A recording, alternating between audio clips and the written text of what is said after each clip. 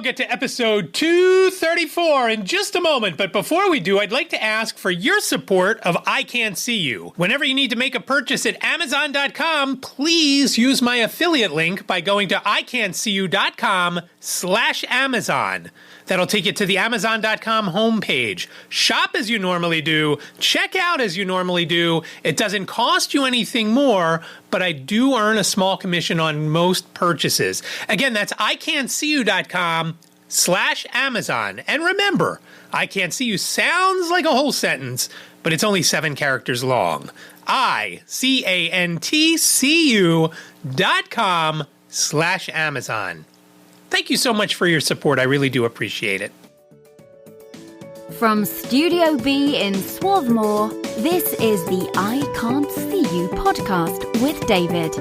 It's like blind people for dummies. Hello there, and welcome to episode 234 of I Can't See You. My name is David, at David Benj on all the socials. I really do appreciate you joining me for this episode, and as usual, I've got a few things to talk about. Hopefully not too long of an episode this time, but we'll see where we go. I want to lead off with my resume. I haven't updated my resume since 2019. And why would I need to? I do some work on my own. I'm looking into getting some funding from the BEP or BBVS by not doing the BEP. But I found something that I think I want to apply for. So I've been updating my resume over the last couple of days, and I used AI to help me. And the one problem, the biggest problem, I'm going to apply for this job without my friend Alex checking out my resume. So I really think if I do actually get through the application process, it is a long shot because of the position that it is. But it is BEP related. So I'm interested to see where that goes. But the bullet points that I had on my resume look like they took steroids. I rewrote them and I used bigger words. And again, I didn't use the bigger words. AI helped me. And I think that AI, if you've never tried it, can be very, very helpful when you need and you know the right prompts to use. I told the AI that they were an HR specialist and headhunter, and I needed help with my resume. Please help me. Here are the bullet points. Here is the position that I'm looking to get. Help me with these bullet points. And it took my bullet points from digital graphics. It took my bullet points from salon supplies and interiors. I left the West Coast video stuff alone. That's long enough ago, and honestly, I was running out of paper space. I ended up making my resume 2 pages. I'm old, so it should be 2 pages, right? I mean, I've got a lot of stuff going on.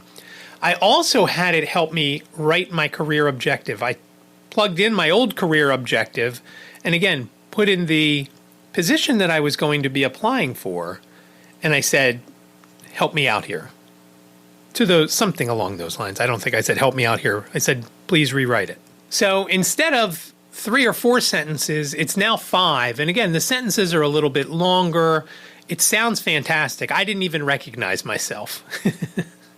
So I'll let you know how that turns out. I don't want to tell you what the position is. I have to apply by Monday. And again, a long shot, very long shot. And I'm not going to be disappointed if I get it. And I may be disappointed if I do get it. But we'll see. It's something that I think I can help with. And again, it's BEP involved. And once I apply, I'll give you some more information and let you know how the whole process went. Because I don't know that the process is going to be as accessible as I need it to be. So I'm interested in seeing that. And I had hoped by now to have applied, but I was having some computer issues. And that's why I'm recording this late in the day on Saturday. It's around 7:30, 8 o'clock at night. I was editing an episode of White Canes Connect, and all of a sudden I couldn't hear anything from White Canes Connect, even though I could tell in the tracks that there was audio there. So that took about 3 or 4 hours to figure out, and I finally did a couple of things, rebooted my machine, and for those of you who are younger, that means I shut it off and turned it back on again. And I was good to go after doing those changes and then restarting it. The main thing I wanted to touch on today is Instagram. I found out one of my biggest issues, as I've said in the past, one of my biggest issues with Instagram is posting when you're using VoiceOver. And because you can't post from a computer, you have to post from the app. It was always really tough for me, and I would always forget about doing it or get frustrated and start doing it, and then I would make mistakes, so I'd have to scrap it and start over. And because of not my eyes, but because of my hands, it was difficult to hold the phone and keep doing that for a long period of time. But I found out, listening to a podcast maybe a week or so ago, that there's something called, that was mentioned in the podcast as Instagram Studio. It's now called Creator Studio, and it's called Meta Creator Studio. And that you can post from your computer. And the best part is I can type everything up. I can pick the sizes of the images that I want. And that's kind of a pain in the butt because when you use an iPhone, there's a couple of different kinds of images that you can take, meaning the file extension, and that high-res extension doesn't work for Instagram or Twitter.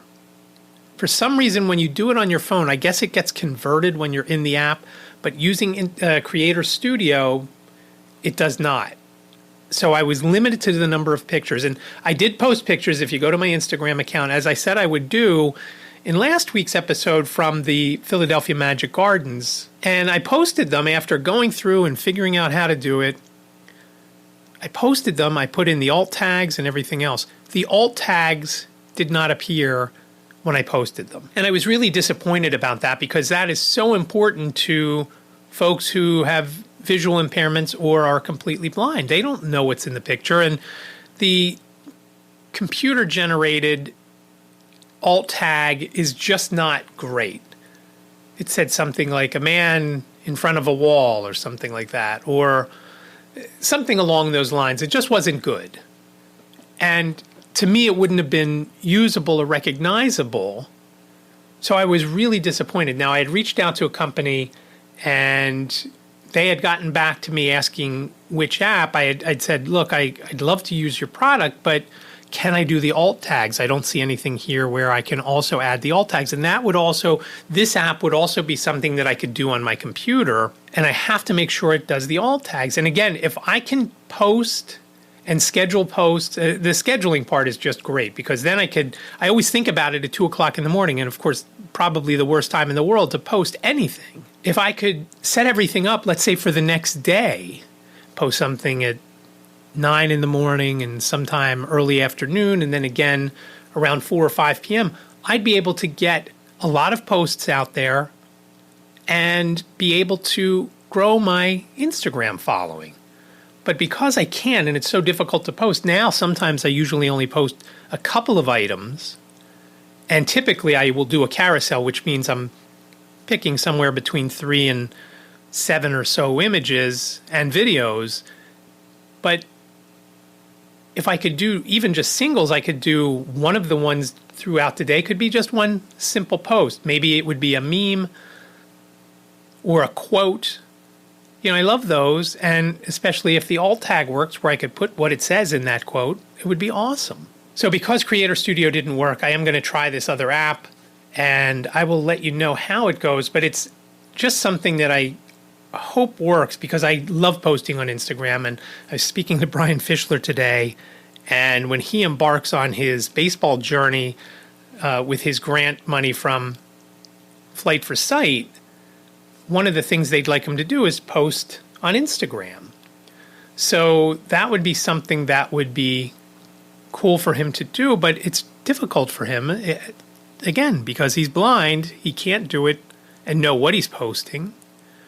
So this way, if he could even have somebody tell him what the image is, for example, if he's taking an image at the Texas Rangers game on the first night, and he posts that, or even a video, that would be very cool that he would do that. He even bought a selfie stick, he told me. So I'm looking forward to following his journey and seeing all the different stadiums that he goes to. I forget how many. I think he said he had 8 flights in 14 days. And I know he's going Arlington, Houston, Phoenix, LA, San Francisco to the All-Star game, and then to Denver. And that's the first leg. So very exciting stuff, but how cool would it be if he was able to post easily to Instagram where it'd be easy enough to follow along? So I'll let you know how things go with the app and what the app is called. I don't know if there's a cost on the app, but I will try it because it's something that I think will be very useful for me. And that's one of the reasons why I don't really promote iCantCU on there. I tried, probably not for a year or so, but I tried. I would grab something. I'd put the URL in the graphic because I don't have enough followers to where you can just swipe and get to the URL that you're posting. So I'm hoping that I could, again, grow the Instagram following, grow podcast listeners, and I just think it would be great all the way around, again, for those reasons. Now, the next 2 items kind of go hand in hand, and we'll start off with the NFB of Pennsylvania website, which I've been working on, it seems like forever, and I just keep getting pulled away to do other things, whether there's an error here or something else there that I've got to attend to. It's just that I can't work nonstop on it. In fact, one of the things that I had to stop working on the site is to edit White Canes Connect. And then when I had the trouble with White Canes Connect with my computer, that just made things and drew things out more because then I had to troubleshoot that and so forth and so on. So I lost some time there. And I may just start putting up pages and pulling any images that are on them, pulling them off because they're going to be linked to the old website. And I don't want that. I can go back in later and add the images as we go. But I got to finish that up because we've got to get a few registration pages up for the NFB of Pennsylvania State Convention, which is coming up in November, but we've got to have that up and running starting in July. So we're probably not going to start the 1st of July like we like, but we've got to get it up and running in July, and hopefully we'll be able to get that done. None of us are great with WP forms, so we may have to hire someone. So if you know WP forms and can figure out how to do I forget what they have one of the forms is called billing online or something like that. Basically, we want to set up a page where you register for the convention. That's a certain fee. You pick your meals. Those meals are certain fees. And you buy the banquet ticket, which is basically the meal on the last day, the last dinner. And it's a formal thing. You get dressed up in a suit and tie, and you then eat dinner and hope that you don't drop anything on yourself. And that's usually a little bit more pricey than the other meals. The other meals are like boxed lunches and things like that. So we've got to get that form up. So basically we need somebody to be able to fill out the form, and then when they click submit to submit that form, then be taken to PayPal with the total amount that's due right at PayPal at the NFB of Pennsylvania's PayPal account, and then they would submit their payment, bing, bang, boom, we're all done. So that's what we've got to get done. That's going to be the hard part. Getting the pages up, not super critical. Now, one of the issues has been there are 4 items on the home page that don't correspond with any of the existing NFBP.org web pages. So I've already created one article for the homepage, and it's about the Washington seminar. And so that you can see, I'll link to it in the show notes. I thought it did an okay job. I used a combination of my own personal writing and AI to get the job done. There's a great picture of NFB of Pennsylvania President Lynn Heitz and Legislative Director Emily Gindelsberger, along with Pennsylvania Senator Bob Casey, at a reception that Bob Casey had hosted for Washington seminar, and that was very cool. And there's another image that I'm going to put up. I just haven't optimized it as of yet. So, and that's another thing, optimizing the images. I optimized it and then I put it up and I messaged my colleague in the UK who's been helping me with the images and things like that. And I said, does this look okay? How'd I do on this image? And she said it looks good. So she was happy with it. So there it stays. So I just have one more image to put in that article. But I still need 3 other articles written. And between doing the pages, I wish somebody would step up and say, hey, I can help you write these articles. The folks that are on the web committee, and maybe I can piece together some things. And I just, as I'm talking to you, I have an idea. So there's someone I need to contact about about one of the groups in the NFB of Pennsylvania. So we'll see how that goes. But that's been where I've been just struggling to get that done because I keep getting pulled in opposite directions to do this and to do that. And I told you about the email stuff that went wrong. The other thing, I had someone contact me about White Cane Coffee and what the link was for the National Federation of the Blind of Pennsylvania's affiliate link to White Cane Coffee. So I sent it to him, and then I had the state treasurer check to see that we got credit for the sale, and we didn't.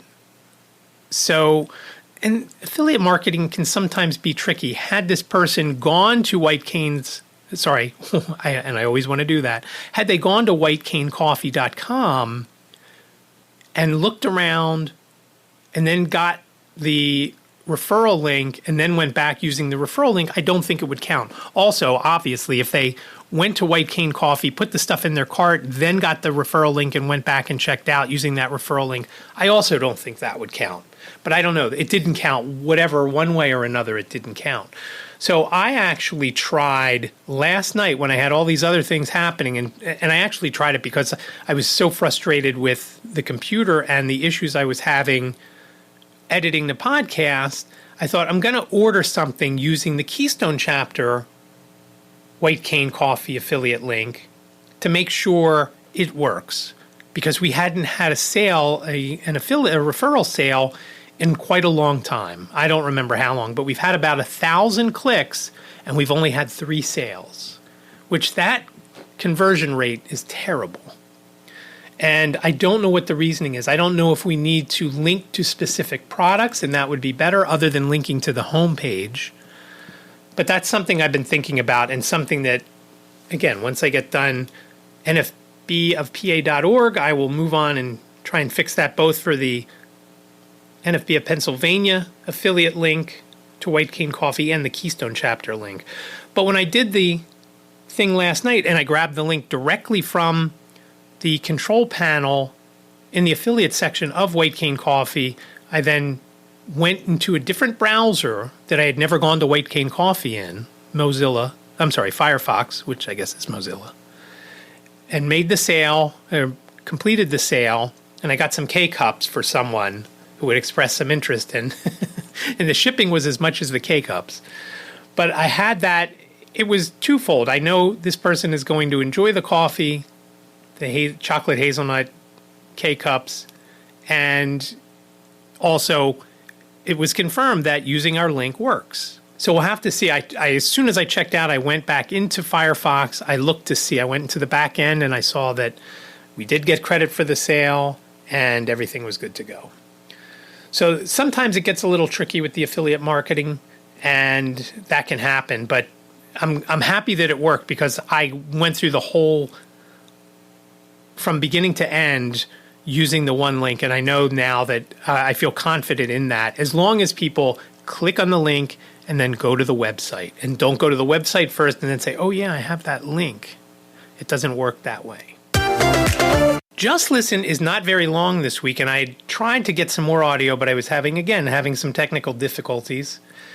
But there was a Zoom event that the National Federation of the Blind of Pennsylvania had on Friday, yesterday, with the Bureau of Blindness and Visual Services, and there was a whole bunch of questions asked. At one point, Alexander Shea from BBVS talked about the new OVR rules for business startups, and as I had mentioned last week, it's now $30,000 if you collect Social Security You don't have to pay anything in.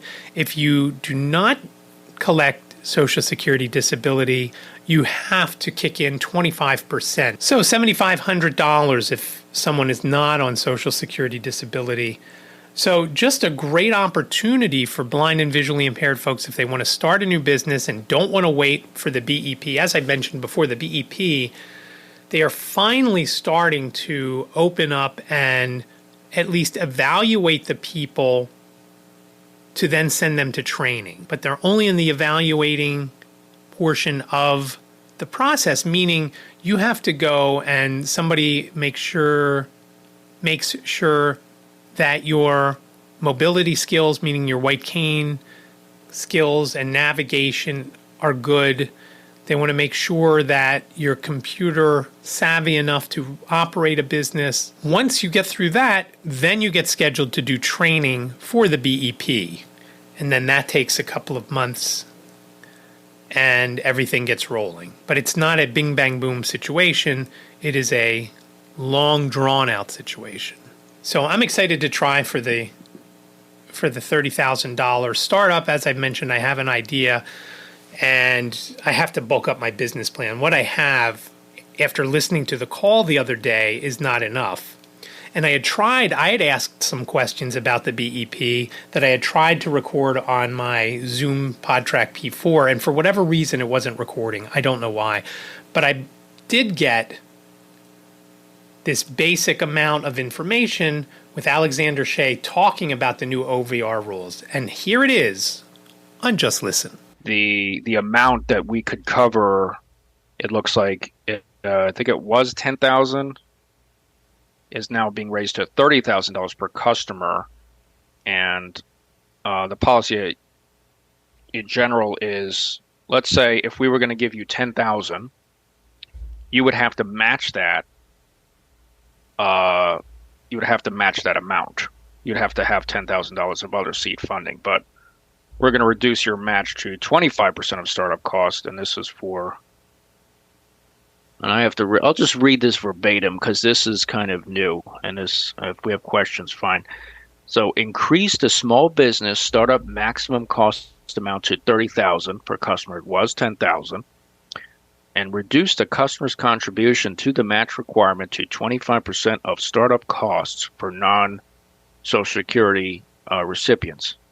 And if you are a recipient, basically the matching portion will be waived entirely. So, which is great. If you're a recipient, you wouldn't need to have any. I mean, if obviously you have funds, fine. But if you don't have any other investors or loan, you wouldn't have to worry about that. And this particular policy is in effect for 2 years, until June 30, 2025. That policy, though, it's. I think we do what we can, but a lot of the legwork is done with customers to develop their own small business plans, which we will review with our supervisors and managers for, feasibility, try to get you what you need for startup costs. Now, I wasn't able to listen to the entire BBVS Zoom event, but from what I heard, and Lisa was on longer and she didn't hear it either, they're looking for a new director for the BEP, which is run by somebody in OVR, and it is basically a state job. So I thought it was funny that Alexander Shea, or I think the other guy's name was Joe Thomas, neither of them mentioned it, at least while we were on. Now, Lisa and I were both late. I was later than Lisa because we were finishing up an interview for White Canes Connect with John Katz from Best Work. And that was a great interview, by the way. That's coming out in about 3 weeks. Speaking of White Canes Connect, we have a boatload of episodes for me to edit.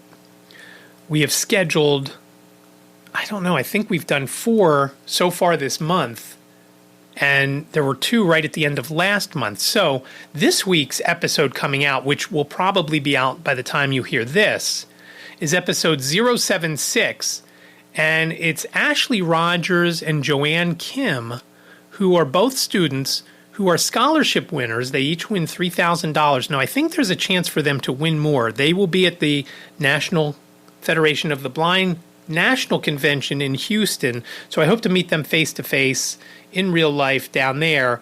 But I was on the call, the interview with them, but I was not part of the interviewing process. Preston and Simon were the two folks who did the interviewing. Now, Ashleigh is a incoming freshman to Lebanon Valley College, and she's going to be studying actuarial science, and Joanne is a rising sophomore at Temple University, and she is an environmental studies and geology minor. So both of them had a lot of great things to say. They are both very well spoken. I mean, they do speak like kids, but what do you expect? They're kids. So I'm excited to see them in Houston. And so that interview will be out. Let me know what you think of that interview. Again, it's the first episode that we've done of White Canes Connect that neither me nor Lisa were a part of. If I wasn't in an interview, it was Lisa and Stacy, or in one case, just Lisa, and she and I then did the intro and outro.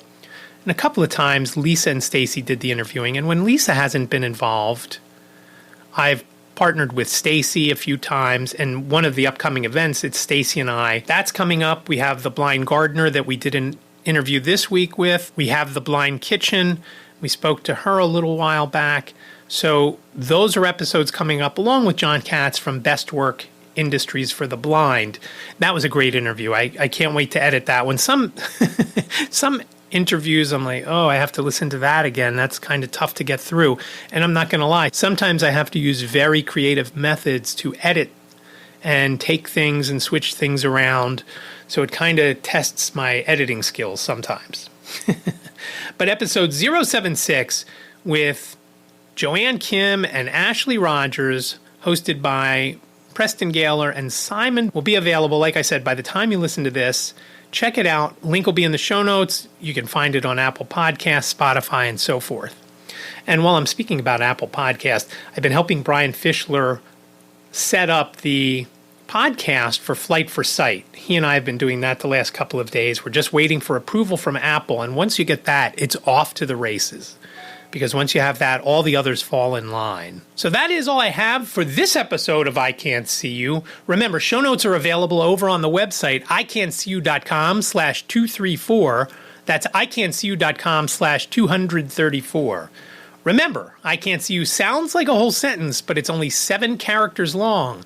iCantCU.com/234. Please reach out and connect with me, obviously on social media, at David Benj, DavidBenj, Facebook, Twitter, Instagram, LinkedIn, and YouTube, where you can also listen to the episodes, like Ziggy does, although he hasn't in a while. He has some catching up to do. You can also reach out via phone, 646-926-6350. You've got up to 3 minutes. Please leave your name and town. If you do leave a message, let me know what you want to hear, what you want more of, less of, anything. I'd love to know what's on your mind. Again, 646-926-6350. You can also email me, iCantCUpodcast@gmail.com. That's iCantCUpodcast@gmail.com. Thank you so much for listening. I really do appreciate it. Be well, stay safe, and I'll talk to you next week. Thank you for listening to the I Can't See You podcast with David. Please rate, review, and subscribe to the podcast wherever you listen. And don't forget to share the podcast with your friends.